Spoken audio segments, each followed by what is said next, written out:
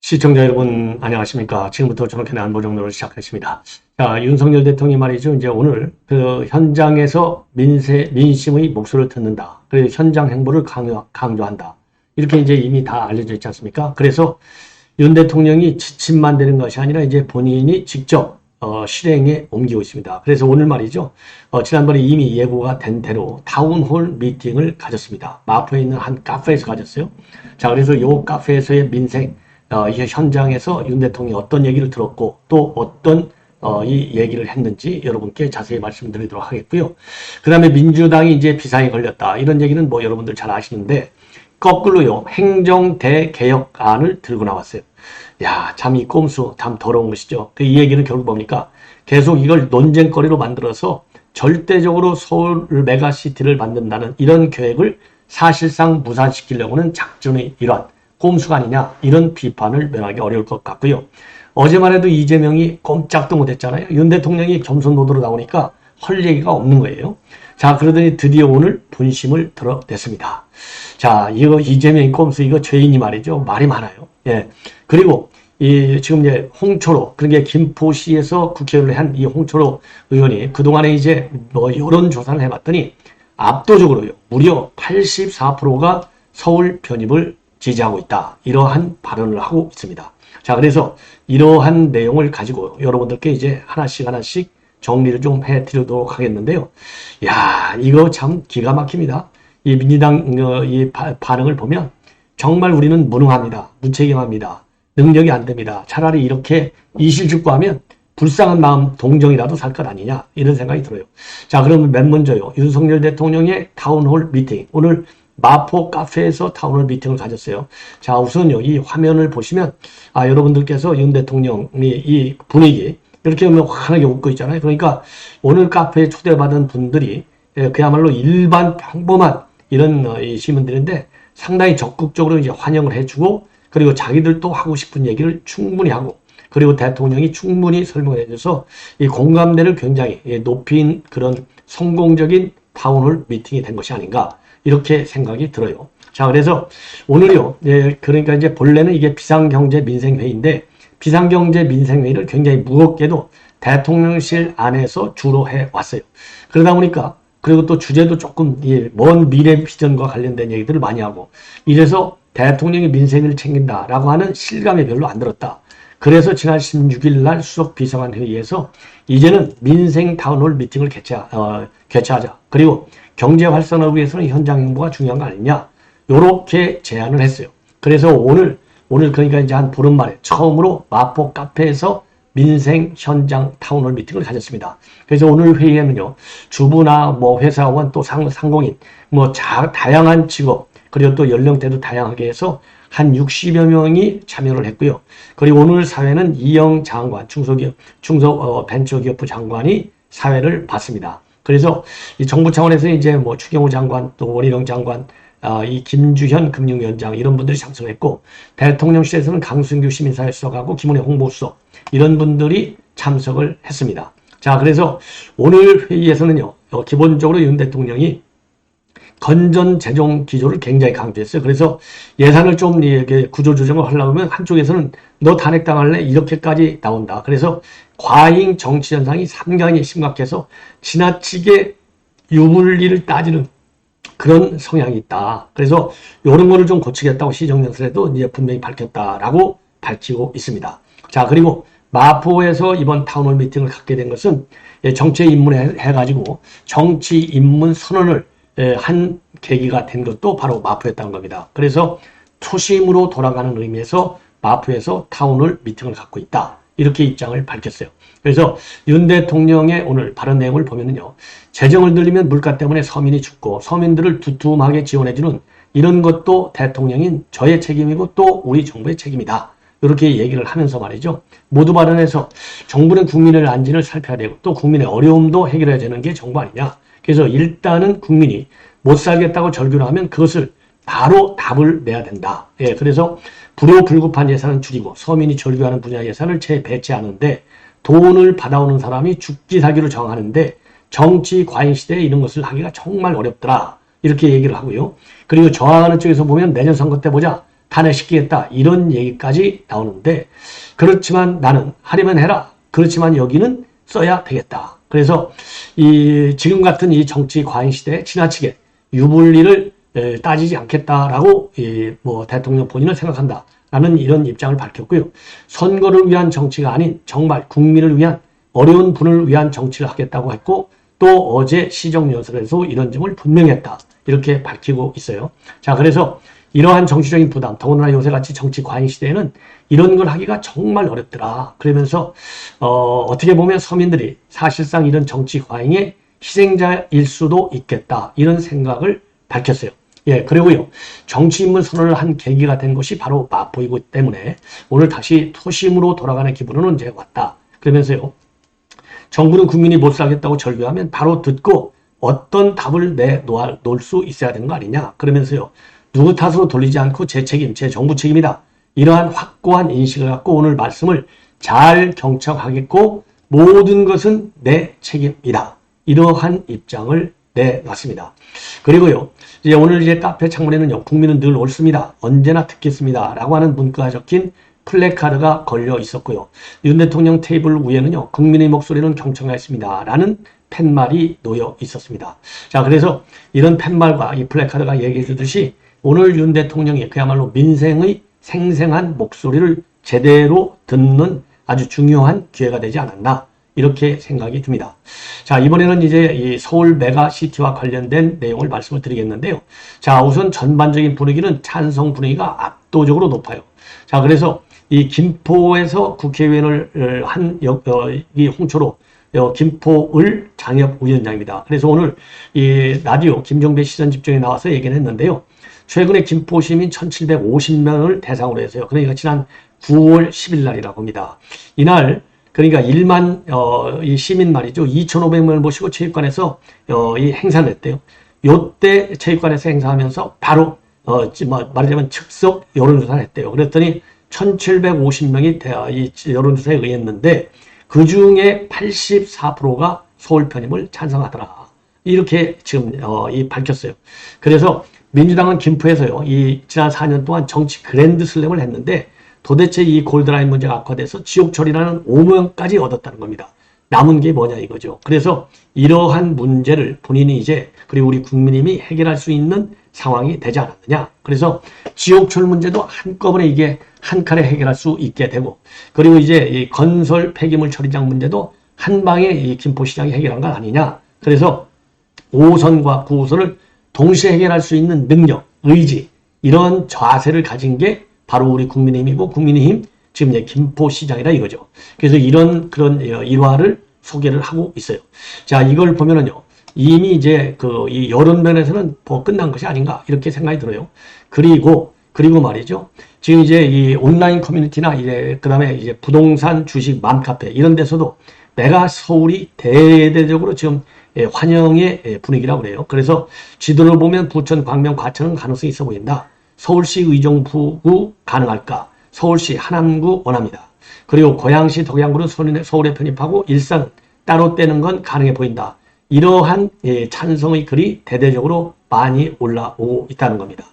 자, 물론 이제 비판의 글도 있겠죠. 예. 그러나 저도 이미 여러분께 말씀을 드렸지만요. 이 메가 서울 구상은 이번에 느닷없이 나온 게 아니라 이미 과거에도 여러 차례 나온 바 있어요. 그래서 과거 이 김문수 전 경기지사의 경우에는 대수도론을 거론한 바 있고요.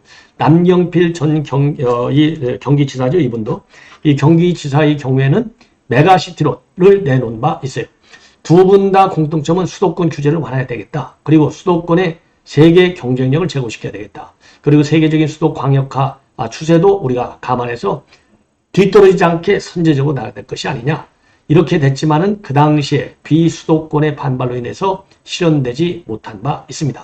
자, 그런데 이번에는요, 여론을 보면은 전반적으로 압도적으로 지금 이제 이 김포만 하더라도 벌써 84, 5%가 지지한다는 거 아니겠습니까? 압도적인 지원을 받고 있어요. 지지를. 자, 그러다 보니까 지금 이제 이 민주당이 완전히 한 방 먹었다. 자기네들도 그런 입장을 내놓는다는 거 아니에요? 한 방 먹었다. 예, 이렇게. 자, 그래서 아까 이제 제가 홍철호, 지금 이제 김포시, 김포을 당협위원장이, 그런 이제 여론조사 결과도 내놨어요. 자, 그런데, 이렇게 해서 이제 여론이 물밀듯이 지지 쪽으로 이제 흘러가니까 지금 민주당에서 완전 비상이 걸렸습니다. 그래서 오늘요, 이제 홍준표가 사실 원내대표이기 때문에 원내대표가 오늘 CBS 인터뷰한 걸 보면은 사실상 이제 여론몰이에 선봉에 쓴 것이 아니냐. 그래서 이제 일종의 가이드라인이 되고 있다. 그리고 내부적으로는 이런 방침으로 방향이 정해졌다. 이렇게 볼 수 있어요. 그래서 이렇게 뭐 이 몇 개 인접 도시를 서울시에 편입시킨다. 이런 차원이 아니고 광역시도하고 시군구 읍면동 행정체계 전면적 개편을 논의하자. 그래서 행정 대개혁을 여당과 협의하겠다. 이런 입장을 내놨어요. 그러니까 수도권 하나 갖고 논하지 말고 전국을 논하자는 거예요. 이 얘기는 총선 전까지는 결론 내지 말자. 이런 얘기가 아니겠습니까? 자, 이러한 꼼수를 말이죠. 꼼수를 지금 홍익표 원내대표가 지금 밝히고 있습니다. 자, 이제 홍익표는 물론이고 어제부터 민주당에서는요. 찬반에 대해서는 언급을 하지 않는데 웬 뜬금없는 소리냐. 이렇게 폄하시키기에 급급했는데 이제는 행정 대개혁 안으로 지금 맞불을 놓고 있는 상황이 아니냐. 그러면은 아니 행정 대개혁 하자 이거예요. 그런데 이거는 너무나 등치 크잖아요. 시간이 많이 걸리잖아요. 그러니까 우선 급한 대로 지역 주민이 원한다면 이 서울 인접 도시서부터 개혁을 하는 거예요. 그러니까 행정 대개혁하기 전에 행정 소개혁 먼저 하자. 이걸 우리가 이제 반론으로 제기할 수 있는 것이 아니겠습니까? 자, 그러면서 정략적으로 선거를 앞두고 포퓰리즘적으로 문제를 제기하는 것은 매우 부적절하다. 충분한 검토가 전혀 이루어지지 않고 의견 수렴도 제대로 이루어지지 않았고 그냥 던진 것 아니냐. 다만 김포를 소위로 편입한다는 아이디어 자체가 이건 문제가 된다고 생각은 안 한다. 던지는 방식과 절차가 문제다. 예, 그러니까 서울 편입안 그 자체에 대해서는 문제 제기를 못해요. 이 얘기는 자기네가 보더라도 한 방 먹었다. 한 방 맞았다. 요거를 반대할 명분이 없다. 이거 아니겠습니까? 절차와 방식을 문제예요. 그러면 컨텐츠 본질이 괜찮으면 토론해야죠. 절차 방법이 줍니까? 내용이 줍니까? 내용이 주잖아요. 알맹이가. 그렇지 않습니까? 아니 밥이 맛있으면 되는 것이지 밥 그릇이 조금 뭐 금그릇이 아니라고 그 밥을 안 먹을 겁니까? 배고픈데. 밥을 먼저 먹어야 될 거 아니에요. 그러니까 먼저 편입을 시켜야 될 거 아닙니까? 절차 방식 잘못됐으면 그의 절차 방식이 뭐예요? 그럼 사전에 야당하고 얘기하지 않았다고? 사전에 미리 에드벌룬 띄우지 않았다고? 그러면 그때부터 또 반발할 것 아니겠습니까? 지금도 제대로 방식과 절차를 발견했다는 거 아니에요. 방식과 절차, 자유민주주의가 뭐예요? 주민의 뜻이잖아요. 그게 주권 재민이잖아요. 그러니까 주민들이 지지하고 주민들이 주민투표를 통해서 동의해 오면 우리가 밀고 나가겠다는 거 아니에요. 의원 입법으로. 이거 그야말로 말꼬리 잡을 수 없으니까 말꼬리를 잡는 이 옹졸한 마음 도저히 이해할 수 없다고 봅니다. 자, 그래서요. 이 김포 시내에서도 찬반 양로 있을 거 아니냐. 그래서 과천, 의왕, 광명, 남양주 이렇게 다 지금 나오는 거 아니냐. 그러니 국토 대전략 차원에서 얘기를 해야 되겠다. 그래서 이런 문제에 대해서는 적극적으로 논해야 할 생각이고 이전부터 부울경, 그다음 호남권 이래서 지역 균형 발전, 미래 사회를 대비해서 메가시티 주장하다고 얘기한 것 아니냐. 그래서 국토 전체를 놓고 이야기하는데 왜 김포만 가지고 논란하냐. 너무나 협소한 얘기고 이거야말로 지역 이기주의만 부추기게 된다. 이런 비판적 입장문을 내놓은 거예요. 야, 이거 그러면서 말이죠. 이제 어제 이 로텐더 홀에서 피켓 시위한 거가 이제 논란을 많이 야기하고 있고 비판이 많잖아요. 그러니까 뭐라고 하는 줄 아세요? 로텐더 홀을 비롯한 회의장 밖은 표현의 자유가 있고 정치적으로 자유로운 활동 공간이다. 언제든지 할 수 있다. 그리고 사전에 윤재원 원내대표한테 얘기했다. 이렇게 반박문을 하고 있는데요. 아니 표현의 자유가 그러면은 표현의 자유 있으니까 그럼 안에서 피켓 시위하지 그랬어요? 야, 이거 참 이런 옹졸한 인간들이 이거 원내대표라고 하는 감투를 쓰고 있으니 참 큰일 났어요. 예. 자, 그리고 이제 오세훈 시장이 지금 이 메가시티 문제 관해서 첫 입장문을 내놨습니다. 심도 있는 검토를 거쳐서 판단의 근거를 시민들에게 바로 제공하겠다. 예, 이러한 입장을 내놨습니다. 자, 그래서 오늘 서울시청에서요. 2024년도 예산 브리핑이 있었습니다. 이 브리핑에서 공식 입장을 처음으로 냈어요. 자, 그러면서 도시가 생성되고 발전되고 확장해 가면서 주변 도시와 경계가 이어지는 현상을 연담화라고 하는데 시간이 흐르고 경제가 발전하면서 도시 기능이 고도화되면 연담화 현상은 굉장히 자연스럽게 일어나는 도시 변화. 그리고 자연스럽게 해지는 도시 연담화 현상을 행정체계 개편으로 담아내는 작업이 굉장히 중요하다. 연담화. 여러 우려가 있다는 것도 알고 있지만 그럴수록 더 신중하게 접근하겠다. 그리고요. 6일날 김병수 김포시장과도 면담을 갖겠다라고 밝혔어요.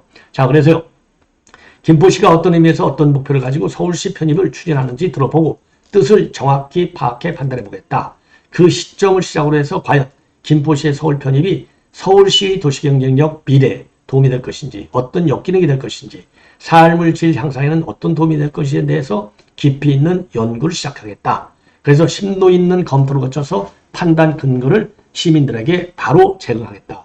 그런 작업이 비로소 시작하는 이 단계가 아니냐. 이렇게 이제 이 신중한 입장을 내놨습니다.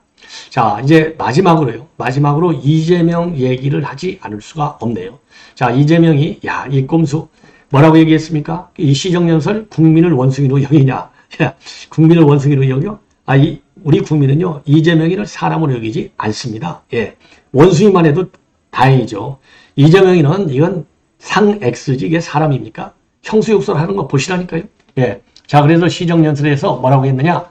대통령께서 국민이 옳다라고 말씀하셨기 때문에 어제 시정연설에 대해서는 기대가 상당히 많았는데 안타깝게도 매우 실망스럽다.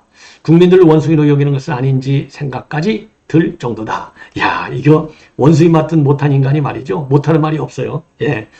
자, 그러면서 말이죠. 뭐라고 했냐면 변명에 그리고 우리가 요구한 국정기조 전환은 없었다. 재정 건전성에 대한 집착만 더 강하다. 민생위기에 대한 실질적 대책이 없고 R&D 예산 삭감에 대해서는 무책임한 변명만 하더라. 병사 올리겠다고 했는데 병사 더 예산으로 보면 병사 복지 예산이 1857억 원이나 삭감되는 거나 마찬가지다. 그래서 국민들을 원숭이로 여기는 것은 아닌지 하는 생각까지 들 정도고 이것을 조삼모사라고 하지 않느냐. 국민들을 한 어려운 한문으로 가리키려고 하지 마세요. 조삼모사 모르는 국민이 지금 어디가 있어요. 그러면 이재명이 장삼이사나 아나요? 장삼이사나 알아? 예. 자, 그리고요. 의사정원학대는 도대체 어디로 갔느냐. 이거는요. 이 선동질을 하는 거예요. 의사정원학대. 이 숫자 얘기 안 하고 있다는 걸 끄집어가지고 의료계의 반발을 선동질하고 있는 발언입니다. 얼마나 이게 꼼수고 치사한 인간입니까? 여기서 이 대목에서 보더라도. 그리고 정부가 국정을 하는 데 있어서 무슨 국정과제를 던졌다가 반응을 봐가면서 슬그머니 처리하고 또 이걸 하나 던졌다가 반응이 없으면 없애고 이런 식으로 국정을 해서는 안 된다. 정책을 냈으면 진지하게 관찰을 해야 하고 많은 고민이 있어야 한다는 초보적 조언을 드린다. 초보적 조언? 사퇴하라고 강력하게 인간적 조언을 하고 싶어요. 사퇴하라. 이게 인간적 조언이야. 무슨 조언에 초보적 조언이고 뭐 중보적 조언이 어디가 있어요. 말은 하여튼 잘해. 그럴듯하게. 예. 그러면서요. 조삼모사보다 더 나쁜 것이 빈 음식 접시를 대는 것이다. 국민을 상대로 똑같은 내용으로 장난친 것도 문제지만 빈 말은 더더욱 심각한 문제다. 그러면서요. 의사확정 이슈가 빈 말에 불과한 것이다. 이렇게 지금 막 욕하는 거나 마찬가지예요. 그러면서 말하자면요. 민주당은 정부가 민생경제를 포기해도 최대한 민생회복과 경제회복을 위해 노력을 하겠다. 그러면서요. 전세사기 피해자에 대한 구제와 전세사기 습격법 보완 입법을 빨리 해야 한다. 아니 윤 대통령이 전세사기법 이거 끝까지 추적하라고 어제 지시했잖아요. 엊그제 월요일 날. 야, 전세사기를 마치 윤 대통령이 그냥 방기하고 있는 것 같이 여론몰이 프레임을 짜고 있는 이재명의 이 꼼수. 반드시 우리 국민들 여론으로부터 질타를 받아야 된다라고 생각을 합니다. 시청자 여러분 대단히 고맙습니다.